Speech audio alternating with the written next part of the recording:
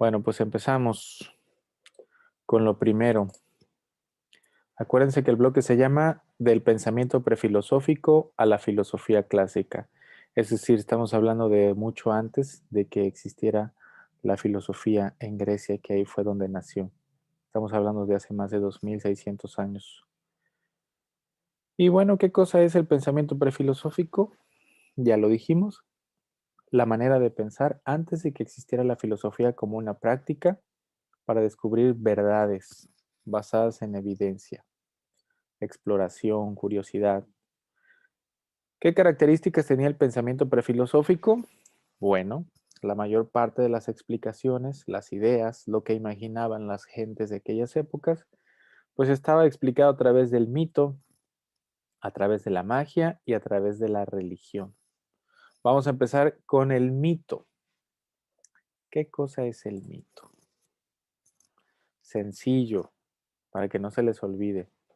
Es una narración simbólica de los orígenes. ¿De qué? De los orígenes de todo. Del mundo, de los seres humanos, de los animales, de las costumbres, de los ritos, de todo absolutamente. Para poder identificar un mito, a diferencia de las leyendas, los mitos trataban de explicar fenómenos. Eran narraciones fantásticas. Todo era ficción. Bueno, para identificarlo siempre pregúntense por qué sucede esto o qué ocasiona aquello. Una respuesta no científica siempre estará ligada a una explicación llevada por un mito. ¿Ok? Esa es la diferencia entre la leyenda. Hay una frase aquí abajo que dice, el mundo del mito es el mundo del sentido.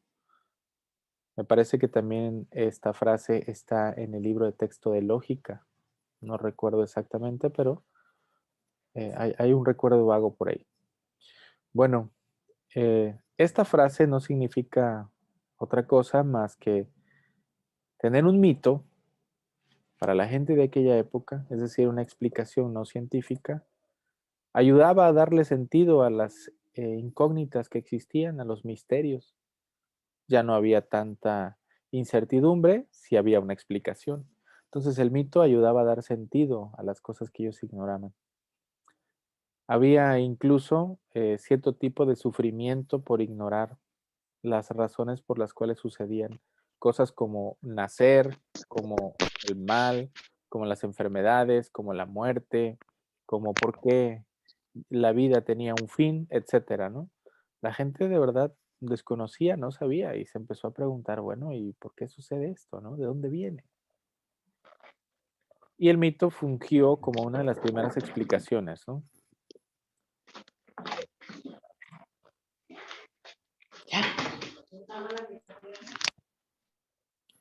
Bueno, el mito, la magia y la religión, así como la filosofía, comparten preocupaciones. ¿Cuáles preocupaciones dirás tú? Bueno, las preocupaciones con respecto a las razones por las que suceden las cosas. Y a lo mejor tú puedes pensar que esto que estamos platicando ahorita no tiene nada que ver contigo, pero seguramente tú también tienes tus propias preocupaciones. Vamos a hablar de algo común, sencillo, que podemos verlo en la mayoría de las familias. Tenemos muchas familias en la sociedad mexicana que están desintegradas y cuando un padre o madre de familia no está atento a sus hijos, los hijos sufren y los hijos preguntan, ¿por qué? ¿Acaso no me quiere? ¿Acaso no le importo? ¿Acaso no soy esencial para mi papá, para mi mamá? Entonces, buscas respuestas y a la hora de estar reflexionando sobre eso, sufres y entonces empiezas a crear ideas del por qué y surge en las emociones que son las que generan el sufrimiento. Ah, bueno, así como ese fenómeno hay muchos en la naturaleza, en la ciencia, en la vida misma, que nos llevan a generar cierto grado de angustia, de sufrimiento por desconocerlas. Entonces, ¿qué hacemos? Creamos una historia. Cuando muere alguien, La idea que tenemos es que pasa una vida mejor sin sufrimiento y que probablemente en algunas religiones se va o al cielo o al infierno y que en algún momento la gente se va a volver a reunir con ellos, ¿no? Esa es una explicación que nos apacigua, nos da calma. Y Aristóteles decía que los mitos eran filosofía a su manera, que no eran malos. Hacer filosofía significa buscar explicaciones, identificar verdades, encontrar respuestas. Y crear un mito, pues ya es un ejercicio reflexivo que más o menos se aproxima a una explicación, pero sin fundamento. Todo es simbólico, todo es ficción. Bueno, vamos a pasar a la siguiente. Tenemos una imagen de una persona asomándose por la ventana. Y acuérdense ustedes cuando empezamos a tomar clases en línea, decíamos que nada más era un mes, que nada más eran 15 días, y bueno, pues ya llevamos un año. Un año de estar trabajando así, de estar viviendo así, y la humanidad por completo, toda la humanidad, desconocía el verdadero origen o hasta la fecha el verdadero origen del virus. Si fue creado, si fue un virus de diseño, si se le escapó a alguien. Hay un sinfín de hipótesis, incluso que con el calor pues iba a morir y que iba a haber una serie de complicaciones, pero no iba a durar tanto. Y ya llevamos un año, ¿no? Entonces, dice aquí abajo, los mitos nos apaciguan, son una sutura ante el desgarro de no saber, dan sentido y orden. Muchas ideas se crearon alrededor del coronavirus, ahora muchas ideas se están creando alrededor de la vacuna, pero la realidad siempre la va a tener la ciencia, con sus límites, por supuesto, porque hay cosas que son inexplicables, ¿no? Entonces, este es un ejemplo. Ante fenómenos como un virus, una pandemia, siempre va a haber muchas ideas alrededor que después se van a ir confirmando, ¿no? Pasó al principio cuando el secretario de Salud, el subsecretario Hugo López-Gatell decía que, bueno, el cubrebocas lo usara la gente que estaba enferma, que los que no estaban enfermos, bueno, pues a lo mejor podrían andar por ahí, ¿no? Sin problemas. Después, bueno, se volvió obligatorio. Ahora ya no te dejan entrar a ningún lado si no llevas cubrebocas, ¿no? Más que a las COVID fiestas, ahí sí puedes entrar como quieras. Bueno, seguimos con el mito hasta abajo, vamos a adelantarnos a las imágenes. Vemos una representación de la teogonía de Hesíodo, que dice que Eos, a partir del caos que había en el universo, no había ningún tipo de orden, nació de un huevo y a partir de ahí, bueno, se fueron creando más dioses. Y a la derecha tenemos el Génesis, Adán y Eva, y tenemos por ahí ese mito, si está por ahí eh, su abuelita o su mamá o algún familiar muy creyente, pues a lo mejor no le va a gustar escuchar que pues todo es un mito, ¿verdad? Que no es real, que es una explicación de cómo empezó la existencia de la humanidad. Pero bueno, vamos a darle un poquito de más sentido a estas imágenes con el texto que tenemos arriba y dice mito, relato intuitivo, patrimonio cultural de la comunidad, se transmite ciega y crédulamente, es decir, los mitos pocas veces son cuestionados, ¿no? A veces ya están muy arraigados en la sociedad, sobre todo en las sociedades antiguas. Ahorita, bueno, tú puedes crear una historia mítica y obviamente nadie te la va a creer, ¿no? Tenemos un poco de más sentido común, una conciencia más crítica. Y ahí están los ejemplos que mencionabas, ¿no? El Génesis o el origen de la creación y el mito griego sobre el caos, ¿no? Y cómo nacen todos los dioses en la teogonía de Hesíodo. La teogonía es una explicación, ¿no? Del origen de los dioses. Teo es Dios. ¿Qué tipo de mitos podemos encontrar? Bueno, vamos a mencionar dos. Estos que tienen preocupaciones filosóficas sobre quiénes somos, de dónde venimos, qué hacemos aquí, y las otras de cómo se originó el universo, las cosmogónicas, las explicaciones cosmogónicas o los mitos cosmogónicos, que hablan de cómo se originó el universo, cómo nació la vida, los planetas, las constelaciones, las estrellas, todo eso, ¿no? Los mitos fueron tan importantes, muchachos, que fíjense, siguen hasta la fecha teniendo presencia tanto en la religión como en el arte, ¿no? Muchas de las expresiones artísticas que vemos en la religión están basadas en mitos. Si ustedes echan un vistazo, ¿no?, al arte que hay en la Capilla Sixtina, en la, en la Catedral de San Pedro, en el Vaticano, muchas catedrales o templos de las religiones, sobre todo católicas, conservan todavía muchas expresiones relacionadas con mitos religiosos, ¿no? Tenemos el muy famoso, el de la creación, que ese no lo puse aquí, pero pues está Dios y el hombre casi tocándose por el dedo, pero bueno, es una pintura de Miguel Ángel que está en la Capilla Sixtina, pero sigue presente. No, no las borran y dicen, bueno, es un mito, bórralo, ¿no? No, si es una expresión de arte. Bueno, ¿qué función tienen los mitos? Ya lo mencionamos, te acompañan, te dan un poco de paz, de tranquilidad, de consuelo, sobre todo cuando muere alguien, cuando buscas explicación de dónde vienes, ¿no? Eh, hay una costumbre, ¿no?, que antes era creer que los reyes estaban nombrados por Dios. Entonces, si Dios te nombraba o si los dioses te nombraban como rey, pues tenías ya ese estatus legítimamente aprobado, ¿no? No había que cuestionarlo. Y si habías nacido obrero, sobre todo en la época medieval, zapatero, carnicero, pues Dios así había querido, entonces no podías pasar de ahí. Tú naciste para eso y de ahí no pasas, ¿no? Y hubo mitos incluso que formaron parte de leyes. Algunas leyes en aquellas épocas estuvieron basados en mitos, sobre todo de tipo religioso, ¿no? Fíjense lo que dice Nietzsche. Nietzsche es un filósofo alemán, lo vamos a ver creo que en el cuarto bloque, en el tercer bloque.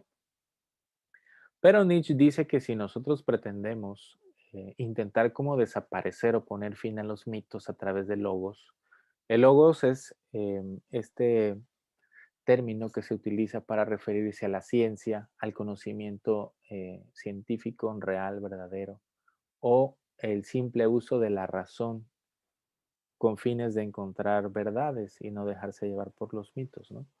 Si le intentamos poner fin a los mitos a través de la razón y creer que ya tenemos las explicaciones racionales para todo, corremos el riesgo de perder interés por los enigmas que hay, por las cosas que todavía no tienen explicación. ¿Como cuáles? Pues el por qué hemos nacido y tenemos que morir, el por qué existe algo en vez de nada, por qué eres tú y no eres otro, por qué existes tú también y no eres otro. Y fíjense que aquí abajo tenemos un ejemplo bien interesante de los mitos que siguen vigentes, que esos no los vamos a quitar nunca, ¿no? A menos que alguien tenga el interés de cambiarle el nombre, incluso a los días de la semana que tomaron su nombre de los planetas y los planetas a su vez de la mitología griega. Incluso si ustedes han volteado hacia el firmamento, hacia el cielo, podrán ver una especie de nebulosa que forma parte de nuestra galaxia, que es la Vía Láctea. ¿Y de dónde sale su nombre? Bueno, pues Hércules era un dios que fue cuidado por la diosa Hera y lo estaba amamantando, y al apartar a Hércules de su pecho, se regó la leche de la dios Hera, de la diosa Hera. Y eso que vemos en el cielo, pues es la leche de la diosa. Por eso se llama Vía Láctea.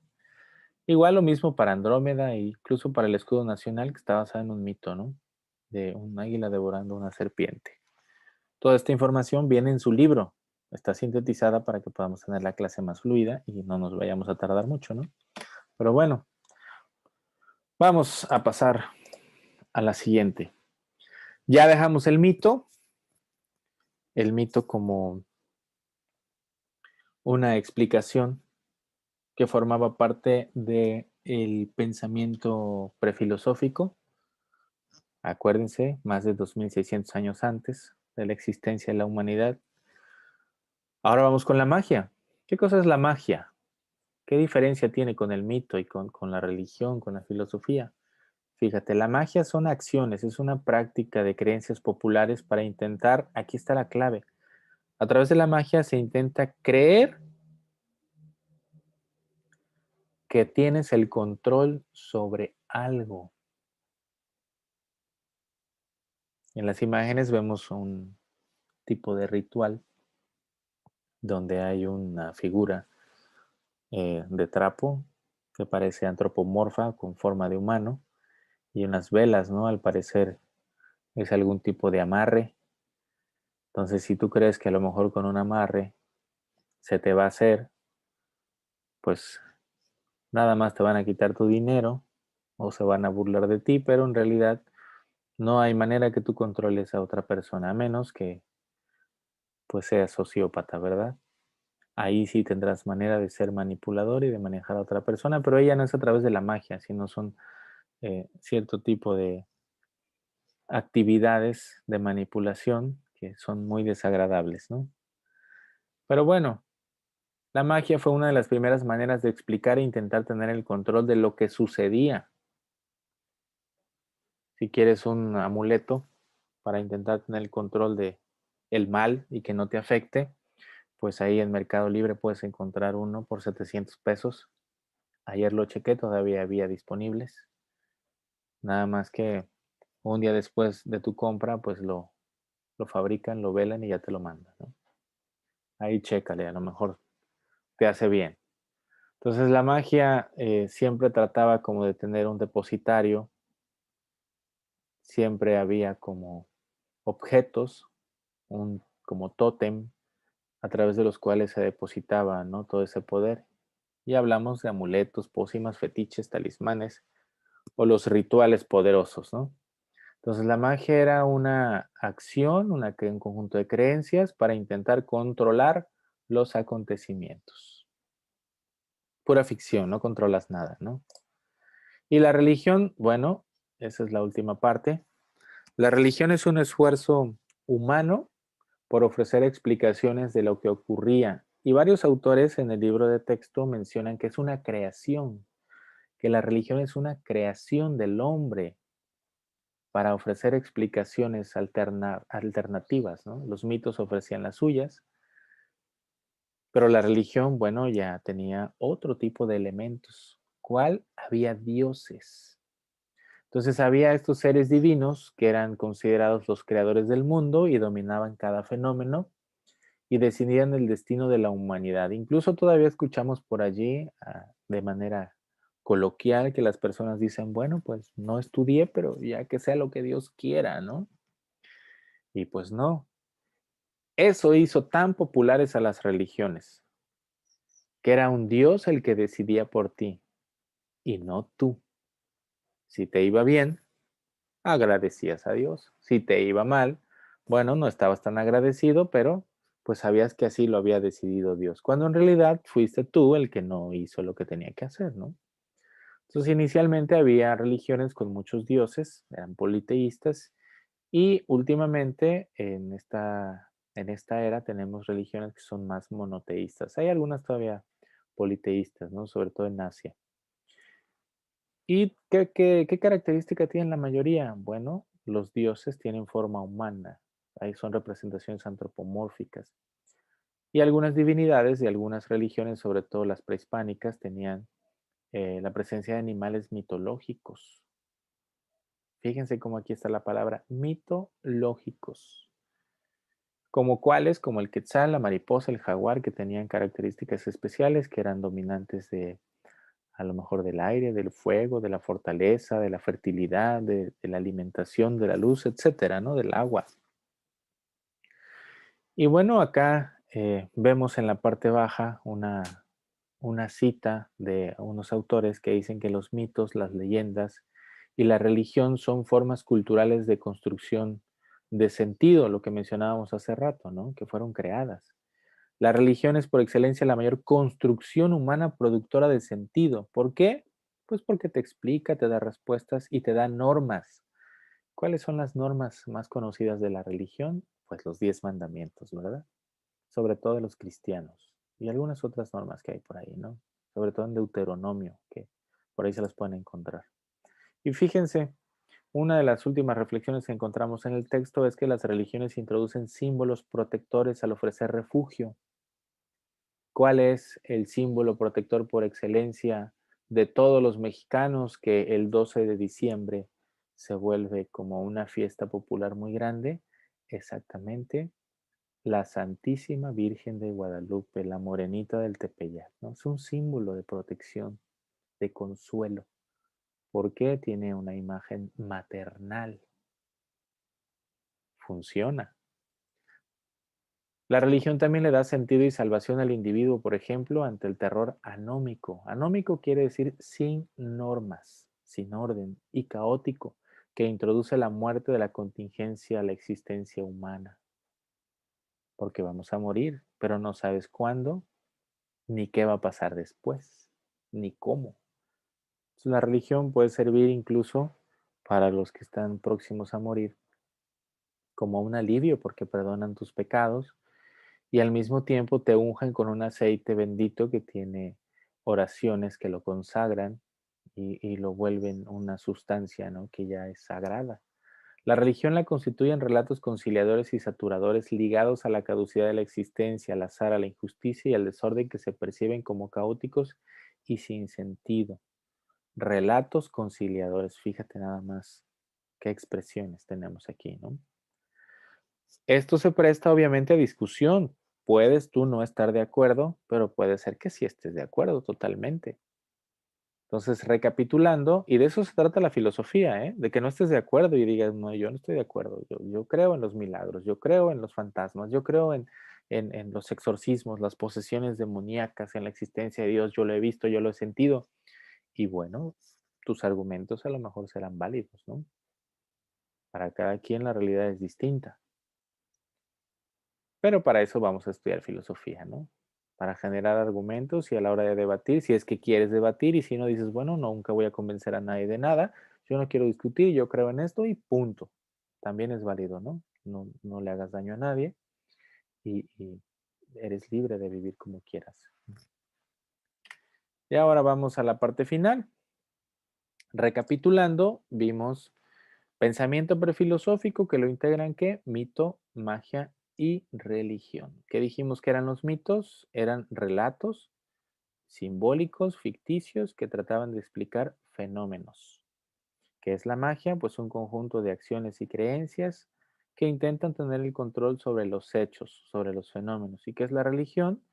Bueno, la religión es una construcción humana que busca también a su modo dar explicaciones, pero que tiene la presencia de seres divinos y que presentan argumentos o un conjunto de relatos que te pueden dar paz y tranquilidad o acompañamiento. Hasta ahí terminamos el tema, ¿no? Y ahora fíjate nada más qué actividades vas a hacer. Estas ya están en Classroom, ¿eh? Vas a indagar un mito, preguntar un mito que tú hayas escuchado en tu comunidad. Explícalo en tu libreta, con texto o ilustraciones también puedes incluir. ¿Cómo vas a identificar un mito que no sea leyenda o una leyenda que puedes también estructurarla como un mito? Pregúntate, ¿por qué sucede algún fenómeno? Si tu respuesta es, bueno, porque viene un dios que junta las nubes y entonces derrama el agua, eso ya es un mito, ¿no? Si en la noche dices, bueno, cuando hace mucho aire o llueve, se escucha una especie como de gritos. La gente ha explicado que se trata de una mujer que sufre en la noche y que anda penando, ese ya es un mito. Pero cuando lo cuentas al revés, es una leyenda, ¿no? El mito siempre busca dar explicación. ¿Investiga alguna forma de magia que se practique en la actualidad? Bueno, puede ser que todavía haya por ahí brujos o hechiceros. Investiga por ahí. No vayas a hacer ningún amarre, por favor. Ninguna pócima, ningún tamal, nada. Nada más investigalo. Bueno, si puedes, investiga los precios. A lo mejor nos hace falta, ¿no? Investiga brevemente un mito de origen cosmológico y uno prehispánico. Es decir, de origen cosmológico de cómo se originó el universo, el cosmos. Y hay algunas explicaciones que daban las culturas prehispánicas, las que existieron antes de la llegada de los españoles. Por ahí también había bastante mitología. Pues buscar uno y uno, ¿no? Los cosmológicos, pues puede ser uno griego o uno prehispánico. Tú decides, ¿no? ¿Qué eventos religiosos de tu comunidad consideras favorecen el orden, la armonía y la convivencia social? Pues tenemos muchas, ¿no? Incluso una humilía o una misa, como les dicen, pues genera convivencia, genera armonía, porque después de que sales de la humilía, pues no sales enojado, ¿no? A menos que la misa haya durado 3 horas, porque el padre se tardó mucho, ¿no? Sales enojado. O que te ibas a confesar y no pudiste y pues bueno, ¿no? Doble pecado. Pero generalmente el intento de las religiones es que haya orden, armonía y buena convivencia social. Entonces habrá muchos eventos que puedas anotar. Sé breve en todos, no, obviamente no vayas a poner un solo renglón, pero esa es la tarea que ya está en Classroom. Y bueno, hasta aquí terminamos. ¿Alguna pregunta? ¿Alguna duda?